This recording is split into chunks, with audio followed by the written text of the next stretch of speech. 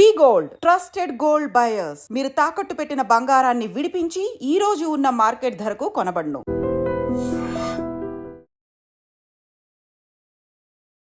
Hi hello నమస్తే, welcome back to iDream media. ఈరోజు మనతో ఉన్నారు జిటిఏ ఫౌండర్ అయిన విశ్వేశ్వర రెడ్డి గారు. ముఖ్యంగా లేటెస్ట్ అమెరికన్ అప్డేట్స్ గురించి సార్తో మాట్లాడదాం. Hi sir. నమస్కారం. How are you sir? Very good and you?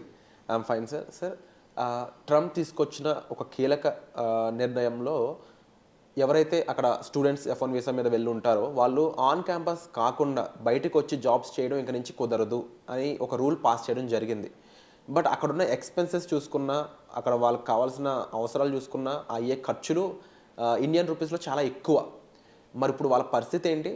వాళ్ళకి అక్కడ ఎంబసీ ఏమైనా సహాయం చేసే ఛాన్సెస్ ఉన్నాయంటారా? Okay, very good question. యాక్చువల్గా ట్రంప్ వచ్చేసి ఎప్పుడు కూడా ఇది అనాథరైజ్డ్ వర్క్ చేయొద్దు అనేది కొత్త పాలసీ కాదు. It has been there for many years. F1 programme అనేది ఎలా ఉంటుందంటే, ఇక్కడ మనం వెళ్ళే కంటే ముందే ఒక I-20 ఫామ్ అని ఉంటుంది.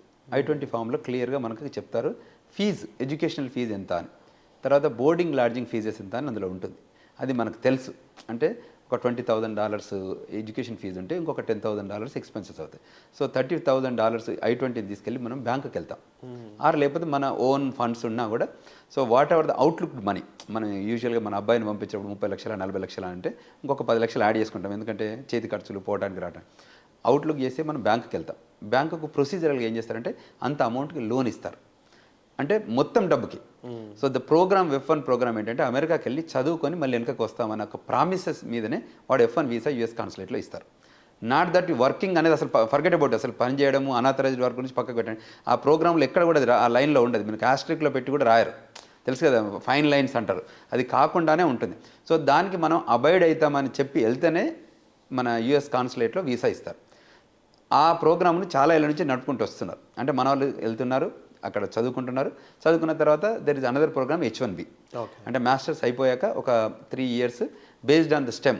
If it's science, technology, engineering, mathematics అయితే 36 months. If it's not that, రెగ్యులర్గా మేనేజ్మెంట్ కోటా కానీ లీగల్ కోటా కానీ అటువంటిది అయ్యేది ఉంటే ఓన్లీ 12 months ఉంటుంది. సో ఆ లైన్లోనే they will go there and they will స్టడీకే. Then during their study of 2 years or 3 years, they will give 5 years visa. Even if it's a 2 years program also 5 years ఇస్తారు. So D/S అంటే duration of study. 5 yearsలో మన వాళ్ళు కొందరు 2 yearsలో complete చేయొచ్చు, కొందరు 3 yearsలో masters చేయొచ్చు. ఆ ప్రాసెస్లో ఏం చేస్తారంటే మనం స్కిల్ని ఏదైతే ఉంటే వాళ్ళ కొత్తగా, నేను I was talking to someone, పూల్లో అక్కడ దీనికి యూనివర్సిటీలో పూల్స్ ఉంటాయి. సో పూల్స్లో కూడా మనం అక్కడ పనిచేయచ్చు. అంటే వాళ్ళ స్విమ్మింగ్ పూల్లో గార్డ్గా అది కూడా చేయొచ్చు. లేదంటే టిపికల్గా ఎట్లా చేస్తారంటే మనలంతా మెస్లో చేస్తారు. ఓకే, అక్కడ ఉన్న ఫుడ్ మెస్లో ఉంటాయి కదా, వాటిలో చేస్తారు. తర్వాత ప్రొఫెసర్ దగ్గర అసిస్టెంట్షిప్ చేస్తారు. లేదంటే వాళ్ళకి స్పెషల్ చిల్డ్రన్ ఉంటారు. అక్కడ ఏంటంటే మెంటల్లీ ఛాలెంజ్డ్, ఫిజికల్లీ ఛాలెంజ్డ్ వాళ్ళకి ఏం చేస్తారంటే హెల్ప్ చేస్తారు మన వాళ్ళు. సో ఈ రూపకంగా వాళ్ళు ఆథరైజ్డ్ వర్క్, అది కూడా DS అక్కడ ఉన్న ఆఫీసర్ అప్రూవ్ చేస్తాడు. Okay, you do this 20 hours on campus. దీనికి ఇది framework. This is F1 programme. నేను దీన్ని వయలేట్ చేస్తే, ఇది కాకుండా ఇంకేం చేసినా అది వయలేషన్. ఈ వయలేషన్ ఇవాళ కొత్త కాదు. F1 ప్రోగ్రామ్ టచ్ చేయలేదు. టిపికల్గా ఇవాళ ట్రంప్ ఏం చేశారంటే F1 programme, H1 programme, birth rights, B1 B2 కూడా ఉంటుంది కానీ బర్త్ రైట్స్. సో F1లో ఏం చేయలేదు, కాకపోతే ఆడిట్ మొదలుపెట్టారు, just to site audit. H1B programme ఏం చేశారు, మోర్ సైట్ ఆడిట్. అంటే ఎక్కడైతే వర్క్ చేస్తున్నారో మీరు, ఏదైతే H1Bలో ప్రోగ్రాంలో I-129లో ఉన్నారో ఆ అడ్రస్లో మీరు పనిచేస్తారో చేతిలో చెక్కిస్తున్నారు. ఈ స్టూడెంట్లకు మీరు అన్నారు కదా, ఇప్పుడు వాళ్ళు రాకపోతే, అక్కడ చేయలేకపోతే, ఇప్పుడు పని ఇది ఓవర్ వర్క్ ఏంటంటే మన వాళ్ళు ఏం చేస్తున్నారు, ఆ సిస్టమ్ని F1 ప్రోగ్రామ్ను కుల్లబడవడానికి కోసం వెళ్ళి ఒక సెమిస్టర్కి ఫీజు కట్టి ఇక్కడ లోన్ వచ్చి నా పక్కకు పెట్టి అక్కడ సంపాదించిన డబ్బుని ఇక్కడ కడుతున్నారు. ఓకే, అది వయలేషన్ టోటల్. అర్థమైంది కదా, ఇప్పుడు క్లారిటీ ఉంది కదా. సో ఎక్కడైతే వాళ్ళు అసలు ప్రోగ్రామ్ వేరు, ఇక్కడ లోన్ ఇస్తారు. మీరు ఎంత 40 లక్షలు అయితే 40 లక్షలు లోన్ ఇస్తారు. కోర్సు డ్యూరింగ్ ఏ కోర్స్ ఏమి అడగరు డబ్బు, తెలుసు కదా. మాస్టర్స్ అయిపోయాకనే అది స్టార్ట్ అవుతుంది రీపేమెంట్స్. ఇటు చదువుకుంటుంటే కాదు. సో వీళ్ళు ఏదైనా దాన్ని పెట్టుకొని లోన్లలో రకరకాల గేమ్స్ ఆడి చివరికి ఇబ్బంది పెడుతున్నారు. వాళ్ళు ఇబ్బంది పడుతున్నారు, వాళ్ళ పేరెంట్స్ ఇబ్బంది. ఈ వయలేషన్ అవుతే అప్పుడే కాదు, వాళ్ళు ట్రాక్ చేస్తుంటారు, ఫైట్గా ఉంటారు. F1లో ఈ ప్రోగ్రామ్స్కి, అంటే ఏదైతే ఈ పిల్లలకు డబ్బు కట్టాలి అని అంటే ఫీజుకి ప్రిపేర్ అయితేనే అమెరికాకి రండి. ఫీజుకి ప్రిపేర్ కాకపోతే రావద్దు.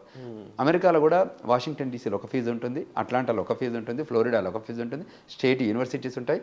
తర్వాత స్కాలర్షిప్స్ కూడా ఇస్తారు. మీకు మంచి ఎబిలిటీ స్కిల్ ఉంటే go for the scholarship courses. You don't have to pay పని. మన వాళ్ళు ఏంటంటే ఇది ఒక ఫాల్స్ ప్రెస్టేజ్ వచ్చి మేమంతా అమెరికా వెళ్ళాలి, అమెరికాకి వెళ్ళి మేము ఏదో సాధించాలి, అమెరికాకి వెళ్తే ఎక్కువ డబ్బు వస్తుంది, కట్నాలు వస్తాయి, ఇంకే రకంగా అయితే ఇక్కడ సోషల్ ప్రైడ్ ప్రొఫైల్ క్రియేట్ అవుతుంది అనే ఉద్దేశంతోనే వస్తున్నారు. మిడిల్ క్లాస్ ఫ్యామిలీస్ నుంచి వాళ్ళ ప్రొఫైల్ ఏం లేకున్నా కూడా, డబ్బు లేకున్నా కూడా లోన్లో గవర్నమెంట్ స్కాలర్షిప్ వస్తే గవర్నమెంట్ స్కాలర్షిప్తో రండి, లోన్ రూపకంగా రండి. ఆర్ మీ పేరెంట్స్ అఫోర్డబిలిటీ అంటే if they can afford to send you and America అయితే రండి. కానీ ఇటువంటి వయలేషన్స్కి రావద్దు. వయలేషన్స్కి వస్తే టిపికల్గా దే విల్ ఇంకా ఎట్లా ఉంటాయి, పోర్ట్ ఆఫ్ ఎంట్రీలో ఒకసారి వచ్చి మాస్టర్స్కి వెళ్ళి మళ్ళీ ఇంట్లో పేరెంట్స్ చూడడానికి వెళ్ళి మళ్ళీ లోపలికి వస్తారు కదా, అప్పుడు ట్రాక్ చేస్తారు. ఎప్పుడైతే పోర్ట్ ఆఫ్ ఎంట్రీలో సిబిపి ఆఫీసర్ కూర్చుంటాడు, చాలా ఉంటుంది. యూనివర్సిటీ I-20 ఇస్తుంది, ఇక్కడ కాన్సులేట్ వీసా ఇస్తుంది, అమెరికాలకు రావడానికి సిబిపి ఆఫీసర్ అప్రూవల్ ఇవ్వాలి. సో ఎన్ని స్టెప్స్ ఉన్నాయో చూసారు కదా. అంటే ఒకప్పుడు ఇవన్నీ పట్టించుకోలేదు. ఇవాళ మేము ఎడ్యుకేట్ చేస్తున్నాం యాజ్ అన్ ఆర్గనైజేషన్గా కూడా. మేము సెమినార్స్, సింపోజిజమ్స్ చేసి okay these are the quality line items you need to follow. If you cannot follow then you have to come back. If you follow you are there welcoming. ఇప్పుడు నేను been there for many years. So ఇన్నేళ్లలో మేము నేర్చుకున్నాం కదా అన్ని. If you followed all the lines, we got the green card, we got the citizenship. అట్లా అంటే నేను టిపికల్గా ఇమిగ్రేషన్ చాలా బాగుంటుంది. America is the very democratic country, law of the land follow అవుతుంది. తర్వాత the land of opportunities, more employment opportunities, more educational opportunities, more business opportunities. ఇవన్నీ వేరే ఎక్కడ దొరకదు. ప్లస్ అక్కడ పుట్టిన పిల్లలకి సిటిజన్షిప్ ఇస్తారు. సో దాన్ని కూడా ఎందుకంటే బర్త్ రైట్స్ మీద కాన్సెప్ట్ వచ్చింది కాబట్టి దాన్ని కూడా మనల్ని మిస్యూజ్ చేశారు. బర్త్ రైట్స్ మేము ఇస్తే బర్త్ టూరిజం మీరు చేశారు. అర్థమైంది క్లియర్గా? కేవలం పిల్లల కోసం అక్కడ ముందుగా ఒక 3-4 months ముందుగా వెళ్ళిపోయి అక్కడ కంటున్నారనే విషయం వాళ్ళకి తెలిసినా కూడా దాన్ని అప్పుడే రద్దు చేయకపోవడం గల కారణం ఏంటంటే ట్రాకబిలిటీ. ఇప్పుడు ఎలా ఉంటుందంటే మనకు ఇక్కడ కొత్త ఆఫీసర్ వస్తారు కదా, ఒక కొత్త ఎస్పీ వస్తే ఏం చేస్తాడు, ఇమ్మీడియట్గా ఇంప్లిమెంట్ ఏం చేస్తాడు, చాలా గ్రౌండ్ లేదు. ఒక్కొక్క పాలసీ ఏమంటే ఫస్ట్ బిలీవ్ చేశారు. అంటే టిపికల్గా ఏంటంటే మీరు వచ్చి ప్రాపర్గానే ఉంటున్నారు అనుకున్నారు, కానీ ఎప్పటి వరకు వచ్చారంటే 98% ఫ్రాడ్ దాకా వెళ్ళింది. +or-3% ఎప్పుడు వెల్కమ్ చెప్తుంది ఎవరైనా ఇట్లా ఇమ్మీడియట్గా act year. Once it's accumulated then it is an accumulated anger. అర్థమైంది కదా మీకు? అది పర్సెంటేజ్ పెంచుకుంటూ వెళ్తే అసలు మేము అక్కడికి వెళ్ళేదే పిల్లలు కనడానికి వెళ్ళే ప్రోగ్రామ్ మీద వెళ్తే ఎలా ఉంటుంది? ఇప్పుడు అక్కడ అనుకోకుండా పిల్లలు పుట్టడం వేరు, కానీ అదే ప్రోగ్రామ్ మీద చీటింగ్ చేద్దాం కంట్రీని అని వెళ్తే వాళ్ళు అబ్జర్వ్ చేస్తారు. డెమోక్రటిక్ పార్టీ మోర్ టిపికల్గా లిబరలైజేషన్ ఉంటుంది, ఇది రిజిడ్గా ఉంటుంది. Republican Party they are more nation first, rightist wing of the country. So వాళ్ళు క్లియర్గా చెప్తారంటే మా కంట్రీ రూల్స్ ఫాలో అయితేనే మీరు ఉండండి, లేకపోతే మేము పంపించేస్తామని ష్రూడ్గా ఉంటారు ఇక్కడ. డెమోక్రటిక్ ఏంటంటే ప్రపంచంలో ఏ గొడవ అయినా, ప్రపంచంలో ఎక్కడ అసైలం ఇష్యూస్ అయినా, ప్రపంచంలో కొట్లాడుకున్నా కూడా వాళ్ళని తీసుకొచ్చి ఈ కంట్రీలో పెట్టుకుంటుంది. మంచి ప్రోగ్రామ్ ఉంది అందులో కూడా. మొన్న ఆఫ్ఘనిస్తాన్ వాళ్ళకి మంచిగా ఇచ్చారు, వాళ్ళకి రావడం వాళ్ళకి వర్క్ పర్మిట్ ఇచ్చారు, ఫ్లైట్లలో తీసుకొచ్చి డంప్ చేశారు, దాన్ని కూడా జియోగ్రఫికల్గా కూడా డిస్ట్రిబ్యూట్ చేశారు. వాళ్ళందరికీ ఫుడ్ స్టాంప్స్ అంటారు, ఫుడ్ స్టాంప్స్ కూడా ఇచ్చారు, అంటే వెల్కమ్ చెప్పి ఇచ్చారు. బట్ ఇప్పుడున్న పోస్ట్ పాండమిక్ రెసిషన్లో America is not welcoming. So అది ప్రాబ్లం, అదే రప్చర్ తప్ప. కానీ Trump is the personality wise ఆయన ఏమంటారంటే లీగల్ ఇమిగ్రేషన్గా రండి, క్వాలిటీ పీపుల్ రండి, స్కిల్డ్ లేబర్ రండి, we welcome it. But cheat చేయడానికి వచ్చారనుకోండి, we don't welcome it, we will send you. అది సంఖ్యలు, కాళ్ళకు బంధాలు, వాట్ ఎవర్ యూ సేవ్ కనిపిస్తున్నాయి కూడా, కనిపిస్తున్నాయి చేస్తారు. అవి వయలేషన్ అయితే ఇప్పుడు నేను ట్రాఫిక్లో వెళ్తూ నేను అక్కడ ఉన్నామని కూడా నేను వయలేట్ చేస్తే నాకు కూడా హ్యాండ్ కప్ వేస్తారు. ఇట్స్ నాట్ దట్ వీళ్ళకి వేస్తారు వాళ్ళకి ఏరా ఉండదు. తప్పు చేస్తే ఎవరైనా, నేను DUIలో దొరికాను అనుకోండి, నాకు కూడా హ్యాండ్ కప్ వేస్తారు, అక్కడ వేసి పట్టుకుపోతారు. సో ఇన్ కేసు నేను అనేది అరెస్ట్ చేస్తే ఎలా ఉంటుంది, ఇక్కడ కూడా ఏంటంటే వయలేషన్స్ క్లియర్గా ఏంటంటే అంతకుముందు లా ఆఫ్ ద ల్యాండ్ పూర్తిగా తెలియలేదు, ఇప్పుడు బాగా తెలుస్తుంది. కాబట్టి ఈ law of the land follow కావాలి. మేముంది, లా ఫర్మ్స్ ఉంది, నాన్ ప్రాఫిట్ ఆర్గనైజేషన్స్ ఉంది. ఏంటంటే వీ వాంట్ టు ఎడ్యుకేట్. ఇప్పుడు మేము ముందు వెళ్ళాము ఒక 25 ఏళ్ల క్రితం, వాళ్ళని కూడా రావాలనే కోరుకుంటున్నాం. ఆ ప్రోగ్రామ్ని యూటిలైజ్ చేసుకోమంటున్నాం. మీరు అక్కడ కూడా సెటిల్ కండి, ఎందుకంటే generation will move on. The new generation is marching towards to America. We want to welcome everyone. వాళ్ళు కూడా రావాలి, కష్టపడి చదవాలి. నేను మాట్లాడుతుంటే చెప్పామండి, $10 $12 వెళ్ళి గ్యాస్ స్టేషన్, గ్రోసరీ, లిక్కర్ స్టోర్లో పనిచేయడం ఎందుకండి? మీరు కష్టపడి చదివి మీ ఎబిలిటీ చూపిస్తే $100,000 జాబ్ ఆర్డర్ రెడీగా ఉంది. Just focus on that $100,000. Why you want ఇవంటి పని చేస్తూ భయంగా బతుకుతుంటారు. సో మోస్ట్ రీసెంట్ ఇంకా హ్యాపెనింగ్ ఏంటంటే నాకు ఒక పేరెంట్ కాల్ చేశారు, మాకు every day other than my sleep hour ప్రతి మచ్ ఇమిగ్రేషన్ లాలో ఉన్న వీళ్ళందరూ రిక్వైర్మెంట్స్ వస్తుంటారు, మళ్ళీ ఆఫీస్ కూడా వస్తుంటారు. కాబట్టి చెప్తున్నాడు, మా అబ్బాయి అక్కడ వెళ్ళి పని చేస్తుండండి, ఏం చేయమంటారు ఇప్పుడు అంటే ఆపేయాలని చెప్పాను క్లారిటీ. యూ షుడ్ స్టాప్ అన్నాడు. అంటే సాయంత్రం 5 తర్వాత పని చేయొచ్చా అండి అన్నాడు. అంటే ఎందుకు అన్నాడు అంటే 9 to 5 వచ్చి ఆడిట్ చేస్తారట, 5 తర్వాత ఆడిట్ చేయరట అని. 5 తర్వాత CBP ఆఫీసర్కి తెలియదా, గవర్నమెంట్కి తెలియదా ఎప్పుడు వెళ్ళి ఆడిట్ చేయాలని? మనకేం తెలియదు, వాళ్ళకేం ఉంటాయి. 150 దేశాల్లో ఉన్న కంట్రీ వాళ్ళని అక్కడ మేనేజ్ చేస్తుంది ఆ కంట్రీ అంటే కామన్ సెన్స్ ఉండాలి కదా మనకు కూడా. అంటే ఇంకెంత వీలైతే అంత చీటీ చేద్దామా, ఇంకెంత వీలైతే వాట్ ఐమ్ టాకింగ్, అర్థమైంది? Very clear. అంత ఇంకా చీటీ చేద్దామని. లేదు పని చేయొద్దు, ఇది rule norms, you need to stop it. లేదంటే ఎప్పుడో దొరుకుతారు వాళ్ళు, ఇవాళ కాకపోతే రేపు కాకపోతే ఎల్లుండి దొరకడం. ఎందుకంటే పోర్ట్ ఆఫ్ ఎంట్రీ రాకుండా ఇండియాకి వెళ్ళి మళ్ళీ రాకుండా అయితే ఉండరు కదా.